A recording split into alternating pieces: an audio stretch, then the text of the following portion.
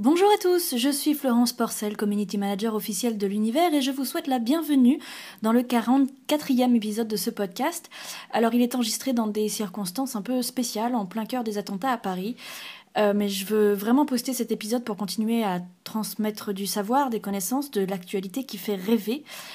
Voilà, c'est ma petite pierre à l'édifice d'un monde que j'essaye à mon humble échelle de rendre meilleur.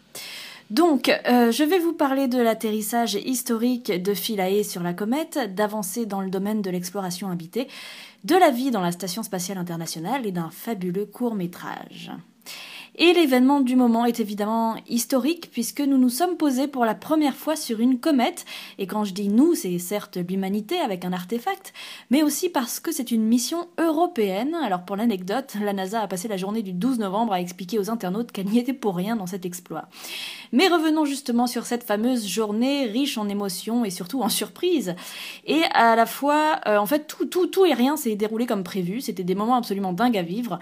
D'ailleurs, pour ma part, j'étais à la Cité des Sciences avec le CNES et j'étais bien entourée puisque Bruce de la chaîne Y-Penser et Sébastien du collectif Conscience étaient là aussi pour qu'on puisse vivre cet événement tous ensemble. Et ça restera un souvenir vraiment génial. Voici donc une petite rétrospective en images de ce qui s'est passé à 500 millions de kilomètres de la Terre ce jour-là. Il était une fois dans l'univers Rosetta et Philae. Leur mission fut conçue l'année de ma naissance, en 1983. Son financement arriva plus de 10 ans plus tard, en 1994, et c'est le 2 mars 2004 que la sonde Rosetta et l'atterrisseur Philae quittèrent notre jolie planète. À ce moment-là, sur la Terre, Twitter n'existait pas encore et un jeune homme, du nom de Mark Zuckerberg, avait créé Facebook un mois auparavant. Mais Rosetta et Philae filaient déjà dans l'espace et commençaient leur long périple. Les merveilleux ingénieurs et scientifiques de la Terre leur avaient calculé une trajectoire à peine croyable où elles purent profiter de l'assistance gravitationnelle des planètes pour se propulser à chaque fois plus loin et gagner à chaque fois plus de vitesse. Pendant leur visite du système solaire intérieur, elles croisèrent des astres et envoyèrent des selfies à la Terre. Là, par exemple, avec Mars. Et puis elles firent de drôles de rencontres aussi. L'astéroïde Stein, en forme de diamant en 2008, par exemple. Et petit à petit, elles s'éloignèrent du Soleil pour mieux se rapprocher de la comète Chury, le but de leur voyage. Alors elles décidèrent de se reposer et commencèrent à hiberner dans le froid interplanétaire. En janvier 2014, presque 10 ans après leur départ, Rosetta se réveilla. Toute l'équipe sur Terre était très heureuse de la retrouver en pleine forme. Commencèrent alors les dernières étapes de leur périple avant la rencontre tant attendue avec la comète Chury. Il y eut des manœuvres à gogo, des séries de freinage à la pelle et bien sûr les premières images de la comète que les terriens attendaient avec grande impatience.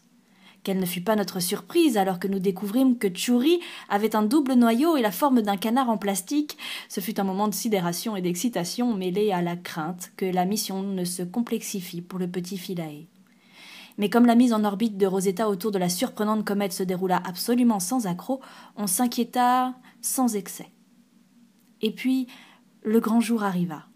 Le 12 novembre, Philae dut se séparer de Rosetta après plus de 10 ans de vie commune et plus de 6 milliards de kilomètres parcourus. Certes, ça crée des liens, mais le petit Philae prit son indépendance avec une joie non dissimulée. Alors qu'il entamait sa descente vers Chury, il se retourna une dernière fois et prit une photo de Rosetta en guise d'adieu. Rosetta, de son côté, suivit d'un regard tendre le petit Philae, jusqu'à ce qu'il disparaisse. Mais Philae était très excité par son aventure et commença à mitrailler Chury. Il prit un premier cliché, puis un deuxième, à 40 mètres de la surface. Et enfin, à l'heure prévue et à l'endroit exact calculé par son équipe, Philae toucha pour la première fois le sol de la comète. En voici le son. Encore une fois. Mais le filou Philae, qui ne s'était pas dégourdi les jambes depuis plus de 10 ans, décida de bloquer ses harpons qui l'auraient tout de suite cloué au sol. Il fit donc un rebond de 2 heures pour visiter Chury et ses sublimes paysages, avant de se décider enfin à se poser définitivement. Mais comme il avait pris un peu trop d'élan, il rebondit encore et finit sa course de guingois contre une falaise. Nullement impressionné, le petit Philae, désormais premier artefact à se poser sur le sol d'une comète et définitivement entré dans l'histoire, prit alors le premier cliché de sa nouvelle maison. mais bien décidé à faire une blague à Rosetta et aux terriens tout là-bas, il resta bien caché, de manière à ce qu'on respecte son intimité. À l'heure qu'il est, le filou Philae n'a toujours pas été retrouvé. Confortablement installé, malgré un de ses 3 pieds en l'air, il mena à bien la plupart des expériences scientifiques pour lesquelles il avait été programmé. Puis, épuisé, et après avoir pris soin d'envoyer toutes les données précieuses à son équipe et s'être légèrement déplacé pour mieux capter la lumière du soleil à l'approche du gros astre, il s'endormit pour un repos bien mérité. Il pourra être réveillé en mars prochain. Pendant ce temps-là, sur Terre, les scientifiques et les ingénieurs bouleversés se remirent de leurs émotions pour continuer à travailler sur la mission. Et voilà pour l'histoire de Philae, suite au prochain épisode. En Europe, on était tellement excités par l'atterrissage de Philae sur la comète qu'on a un peu éludé l'actualité spatiale du reste du monde. Et pourtant, il s'en est passé des choses intéressantes après s'être posé sur la Lune il y a maintenant 1 an avec Chang'e 3 et le lapin de jade. La Chine vient d'en faire le tour avec Chang'e 5T1. Ils ont décollé le 24 octobre dernier et le but de cette mission était de tester la rentrée dans l'atmosphère d'une capsule qui contiendra des échantillons lunaires prélevés lors d'une mission future. Chang'e 5T1 était juste un test, en fait. Après 4 jours de voyage, elle a contourné la Lune à environ 13 000 km de distance et elle en a profité pour prendre cette photo très impressionnante et très émouvante. Elle a ensuite largué la capsule qui s'est posée comme prévu le 31 octobre en Mongolie.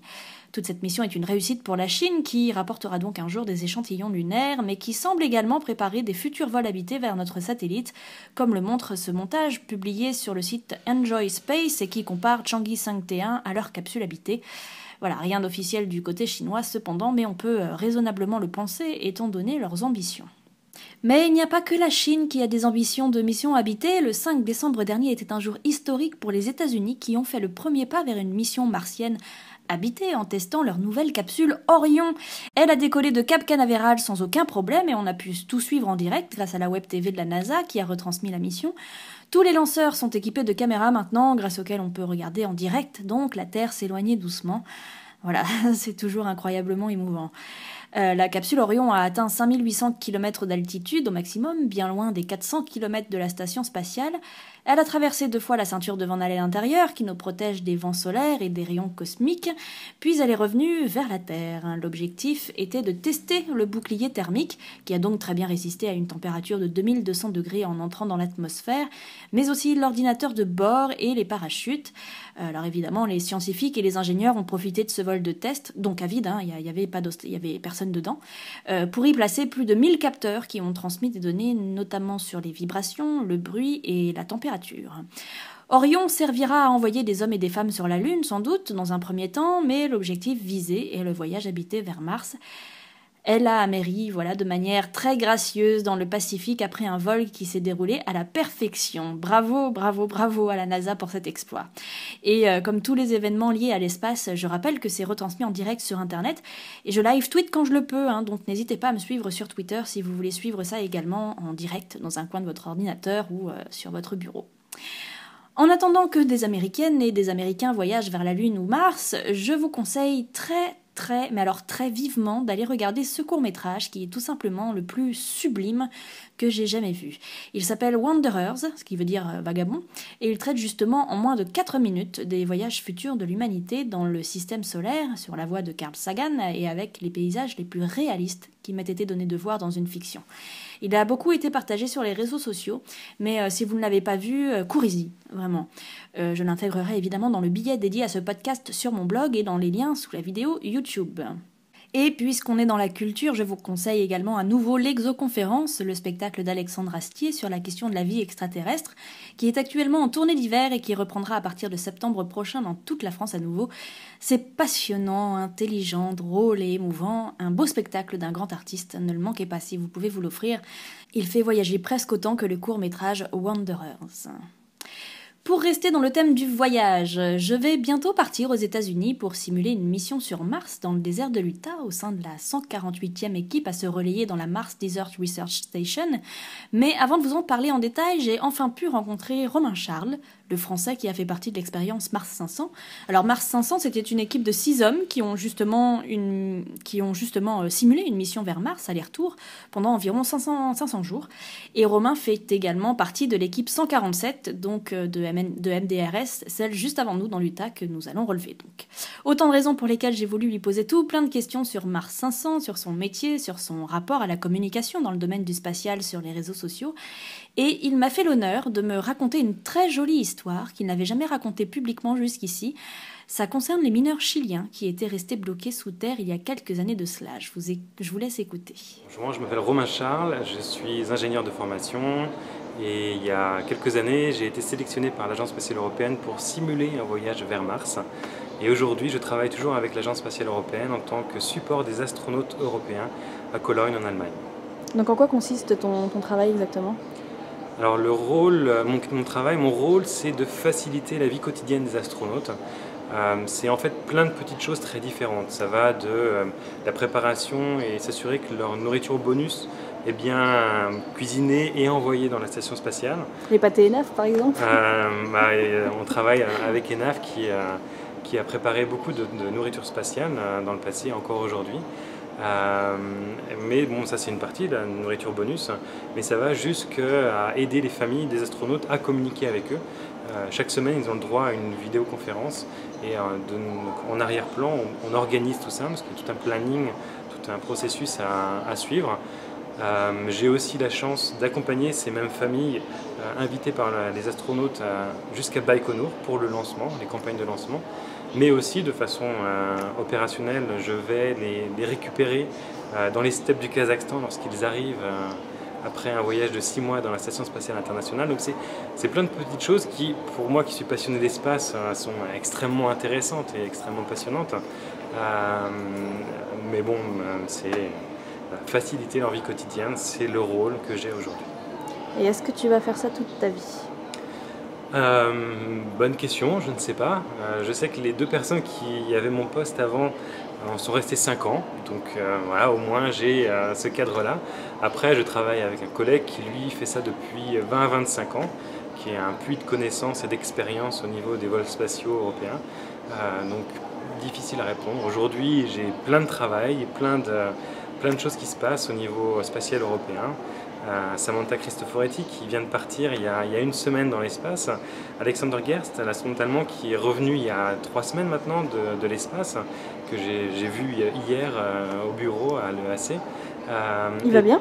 Il va très bien, il a été, ça a presque surpris tout le monde, il se sentait très bien après son retour de l'espace, il a récupéré ses forces en un temps record. Donc ça augure, voilà, il y a énormément de gens qui travaillent autour de la santé des astronautes et qui s'assurent que lorsqu'ils reviennent sur Terre, ils n'aient pas de gros problèmes de santé. Et aujourd'hui, a priori, ça paie ses fruits et qu'ils se sentaient très bien.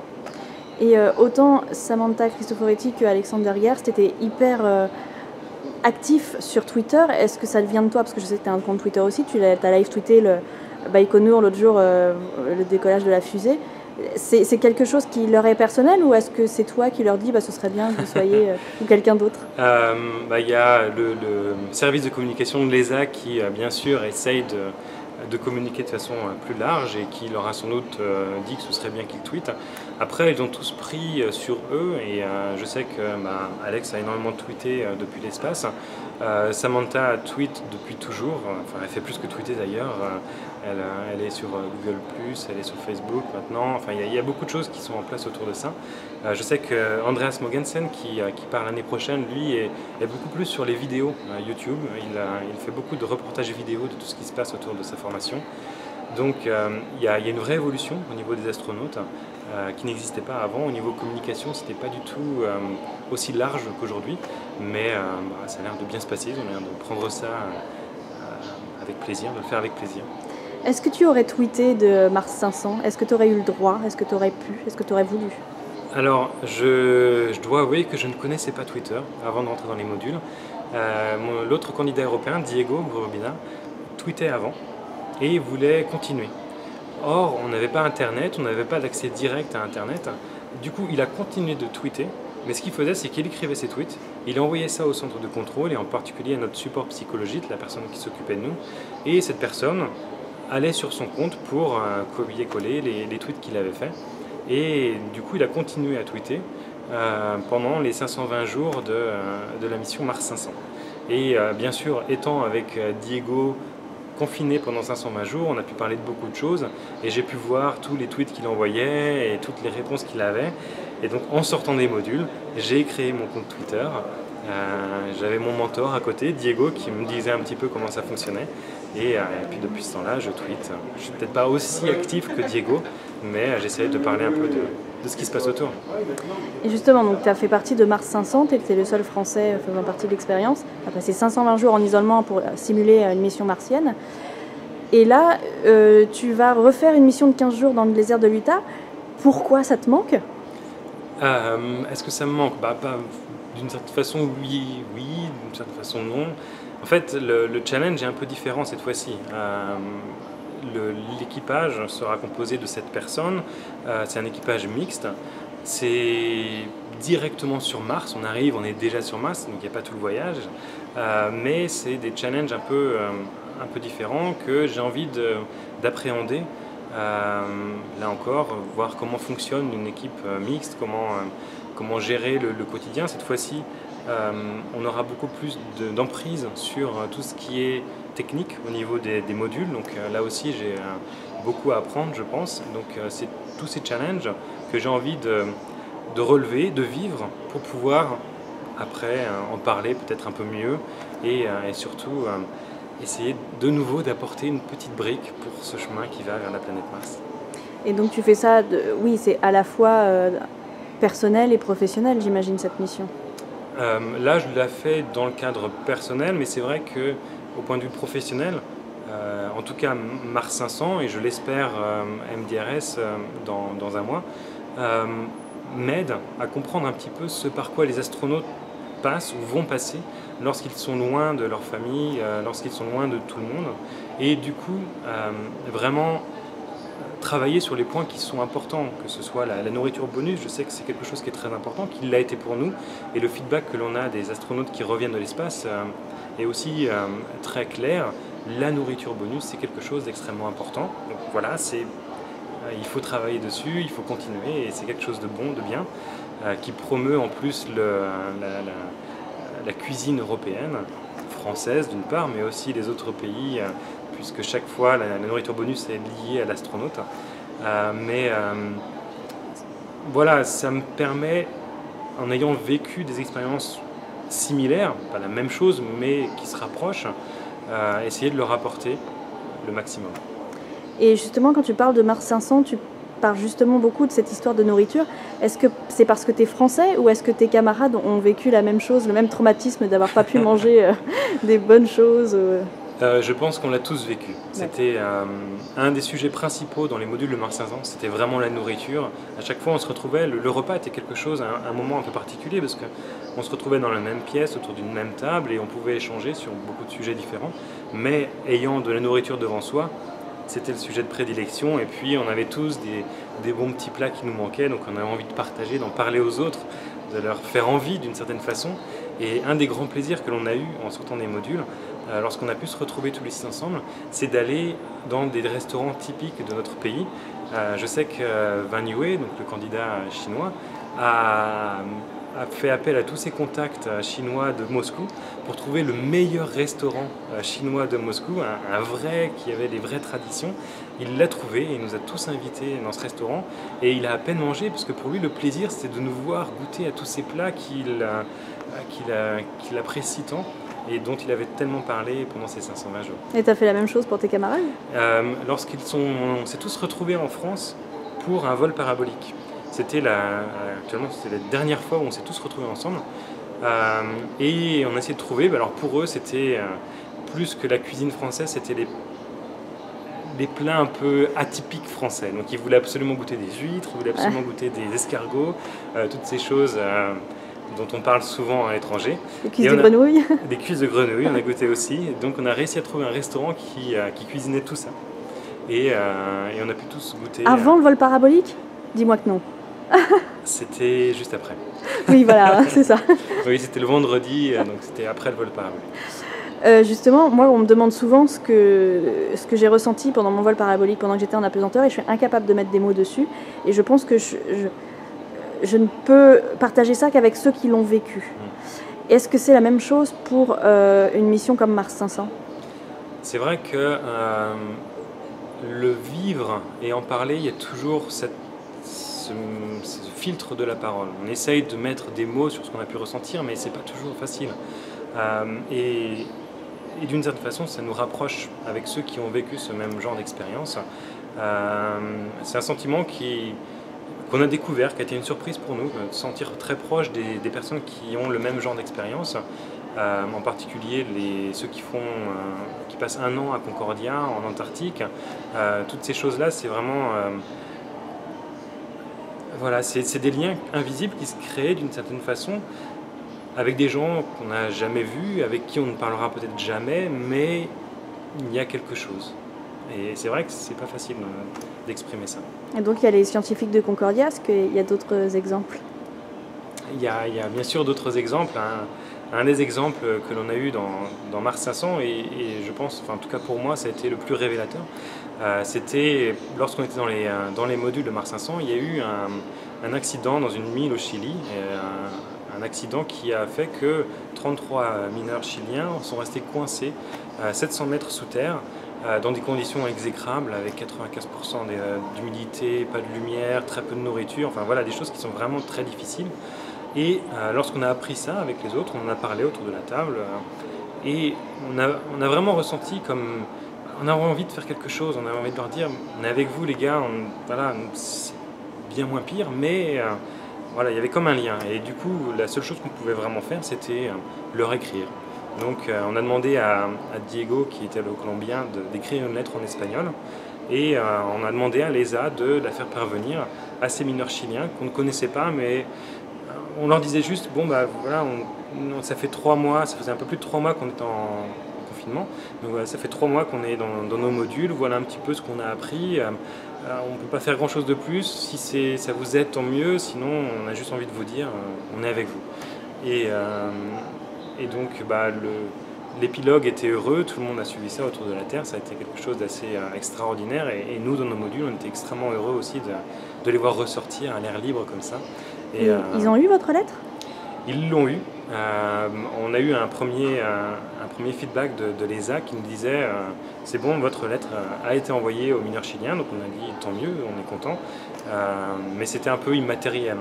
Et en sortant des modules, plus d'1 an plus tard, on a été sur différents sites de l'ESA et on a rencontré la personne donc en Espagne qui, au travers de ses contacts au Chili, a envoyé la lettre physiquement à un de ses contacts dans le gouvernement, a payé un billet d'avion pour que cette personne aille au plus proche de la mine, et cette personne l'a ensuite appelé en disant voilà, je l'ai mise personnellement dans la petite capsule qui descendait, la lettre est bien arrivée, et pour nous ça nous a fait extrêmement plaisir lorsqu'il nous a dit ça, on lui a dit un grand merci, c'était important pour nous. Je ne sais pas comment les mineurs chiliens l'ont pris, mais voilà, ça reste une des choses qu'on a découvertes en confinement, ce lien qui se tisse avec les autres personnes qui vivent des expériences à peu près similaires.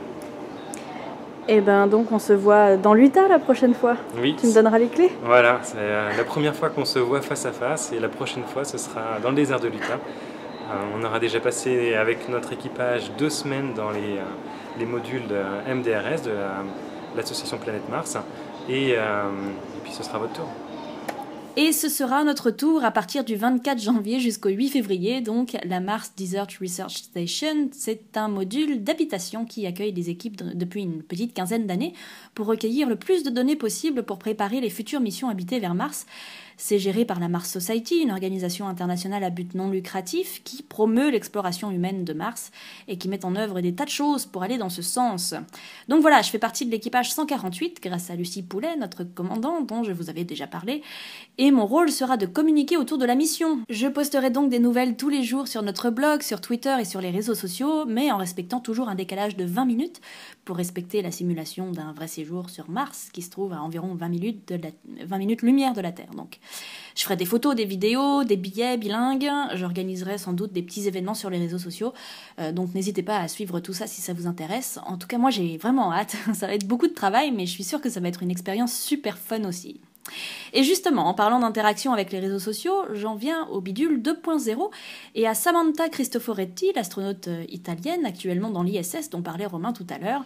On peut lui faire coucou grâce à une application. Quand la station passe au-dessus de nos têtes, il suffit de la poker en quelque sorte, comme sur Facebook, et elle peut nous répondre depuis l'espace. Ça s'appelle Friends in Space et c'est aussi un réseau social entre passionnés du spatial qui ne durera que les 6 mois de sa mission. Restons dans la station spatiale avec l'image de cet épisode. Il s'agit du premier objet imprimé en 3 dimensions dans l'espace. C'est un rectangle en plastique blanc avec un trou dans chaque coin du bas et sur lequel est inscrit en lettres en relief Made in Space, NASA. Ce n'est pas juste un premier test pour rien puisqu'il s'agit d'une pièce de l'imprimante 3D. Le but étant évidemment à terme qu'elle puisse se répliquer. La chef de projet de la NASA, Nikki Verkeyser, a d'ailleurs déclaré, je la cite, « Cette impression réussie est le premier pas vers la mise en place d'un véritable banc de fabrication extraterrestre. Si demain nous utilisons des imprimantes 3D dans l'espace pour remplacer rapidement des pièces, la priorité est d'être capable de fabriquer l'imprimante elle-même. » Voilà, fin de citation. Imprimer des pièces de rechange pour des réparations et créer des nouvelles imprimantes, ça a l'air donc bien parti, mais le plus rigolo, c'est que la chef de projet avait précisé qu'il suffirait d'envoyer des objets par email désormais, et c'est chose faite, déjà parce que si ce premier test a été rendu public le 25 novembre, les astronautes ont eu besoin d'une nouvelle manivelle en décembre, et hop, un mail de la NASA pour leur fournir le fichier de l'objet réalisé à l'aide d'un logiciel 3D, et bim, la manivelle toute neuve a été imprimée dans l'espace. Voilà, c'est trop cool, non? Moi je trouve ça hyper cool. Et je termine avec le tweet, ou plutôt les tweets, puisqu'ils sont au nombre de 3. Ils ont été postés par Alexander Gerst le 8 novembre dernier depuis l'ISS également. Et voici ce qu'ils disent. Pour savoir que les humains peuvent vivre dans l'espace, il m'aura fallu 6 mois là-haut. Pour réaliser à quel point la Terre est belle, il m'aura fallu 1 minute. Et pour prendre conscience de la fragilité de notre petite planète bleue, je n'aurais eu besoin que d'un seul coup d'œil.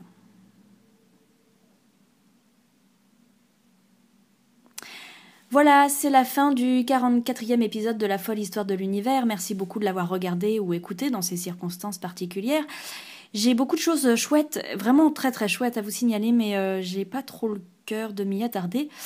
Alors je vous donne les infos un peu brutes. Désolée pour ça, mais j'y reviendrai plus longuement dans le prochain épisode. Voilà. Alors d'abord, le prochain mardi de l'espace aura lieu le 20 janvier au Café du Pont-Neuf à Paris. L'entrée est libre, mais c'est 6 € la conso, et le thème sera le champ magnétique terrestre. J'y serai sans doute. Autre date dans l'agenda et d'importance, c'est Étienne Klein qui se produira sur la scène du Théâtre du Rond-Point le 23 janvier à 18h30 à Paris toujours, pour parler du boson de Higgs. Et pour le coup, je ne pourrai pas y être parce que je serai dans l'avion en direction de l'Utah et je suis bien dégoûtée. Enfin, de rater Étienne Klein, pas de partir dans l'Utah, bien évidemment. Donc, écoutez, racontez-moi, s'il vous plaît. Si vous y allez, vous me raconterez. Ça, c'était pour les Parisiens. À tout le monde, je conseille Objectif Mars, un docu de France Culture, vraiment très chouette, auquel Romain Charles et moi-même avons participé. C'est d'ailleurs dans ce cadre-là que j'ai pu le rencontrer et lui poser toutes mes questions de tout à l'heure. J'ai la joie immense de vous annoncer, non sans fierté, je vous avoue, la sortie du Projet Mars d'Andreas Eschbach aux éditions La Talente. C'est un roman qu'on peut lire à partir de 13 ans, mais que j'ai dévoré malgré mon âge canonique. Il est en 5 tomes et j'ai écrit les préfaces des 4 premiers tomes. Voilà, je suis vraiment folle de joie. J'ai hâte de les avoir entre mes mains et vous me direz ce que vous en aurez pensé. Des préfaces et du livre, sortie prévue le 22 janvier.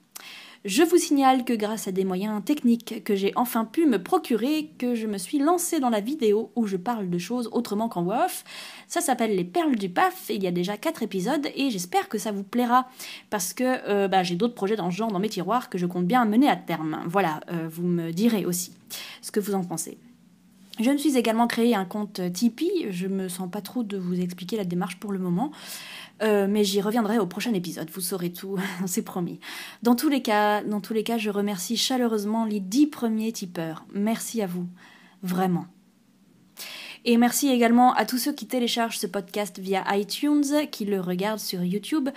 N'hésitez pas à laisser des étoiles, des commentaires et à vous abonner à ma chaîne YouTube et à la page Facebook du blog si ça vous intéresse. En cette année internationale de la lumière, je vous souhaite une merveilleuse année 2015.